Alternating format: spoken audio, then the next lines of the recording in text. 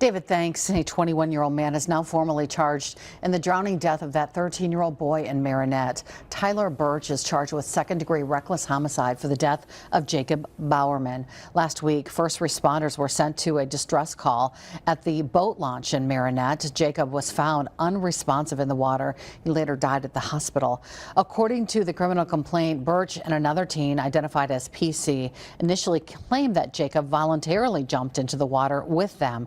But investigators say after asking the boys about Jacob being fully clothed while in the water, they admitted to throwing him in during horseplay despite knowing Jacob could not swim.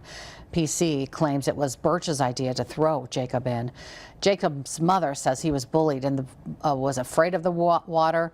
In Marinette County Court today, the judge setting bail for Birch at $500,000. His next court appearance is scheduled for September 22nd. If convicted, Tyler Birch could receive 25 years in prison and or a $100,000 fine.